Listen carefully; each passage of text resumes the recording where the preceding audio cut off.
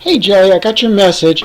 So let me see if I can give you enough to get you started at least. I think the troubles are starting around problem 451.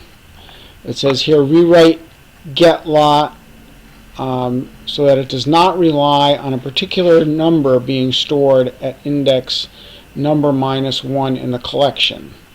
So let's just see what that means, right? What does that mean that it's it depends on number -1. So right here, we're calling our lot numbers, right? So we pass in a lot number. So for example, if we passed in lot number 1 at this point, right? In the original version, what that means is that we want to get the first item in the lot, right? So we do a get on lot number -1, which is 0, right? And if we do a get 0 on an array list, that gets the first one in the list, right? Or if this was a 4, that would mean we wanted to get the 4th thing in the array list, then we do a get on 3, right? But what the problem's saying is, what if you could yank out, if you could take out lot number 2. So then you just have a lot number 1 and then followed by lot number 3, right? So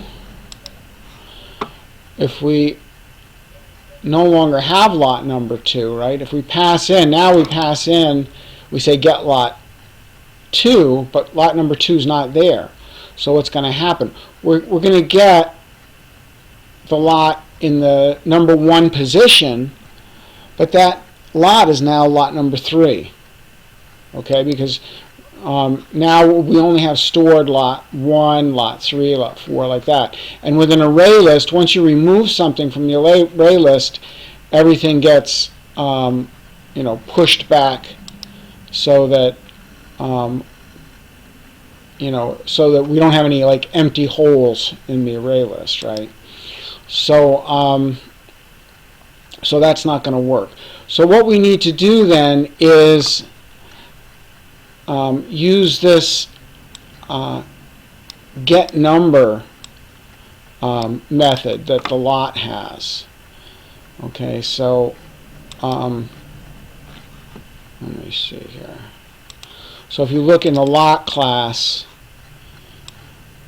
every lot stores its number, right? So whatever number belongs to that lot is stored right here, and you can get that number with get number.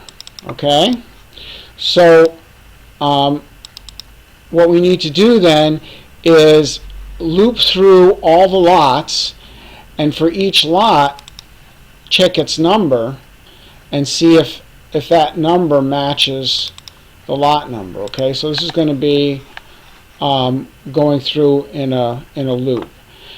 And once you have this get lot working, then the remove lot is going to be, fixing the remove lot should be pretty easy, because then you can just, as long as this get lot works, once you get the lot, this is not going to be a selected number, this is actually going to be a lot, right?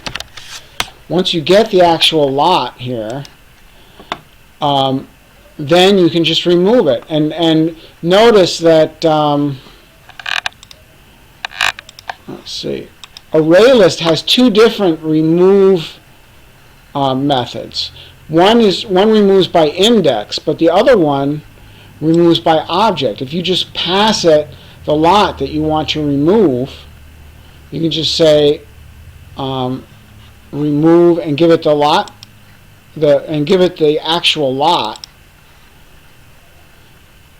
Then you can remove that lot. So you don't even have to go through a loop or anything like that. Okay. So yeah, so that's worth checking out. Let's see, is there going to be any trickiness with that? The only thing you got to worry about is, oh yeah, so this just returns a Boolean, but that's okay, because you're going to have that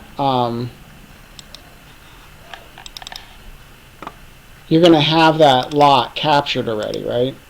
So you're either you'll just do a remove lot on this and return that lot. And you also have, you know, if you need to do any checks or anything, there's a boolean on that. But I think that should be enough to get you started. And then yeah, give this one a shot. Now, like I said, remember this is going to have to be some kind of a loop, and you'll decide what's best. Should it be a for each loop, or a regular for loop, or a while loop, or an iterator? What do you want to do here as far as looping through and just testing each number against the number that got passed in? And again, with this one, you're not going to use lot number -1 at all, right? Because you're just going to be going through all the lots and just comparing this lot number with the number that the lot has.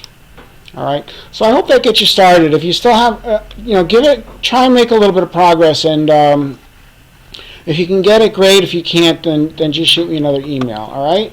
But hopefully that gives you some ideas about how to move forward.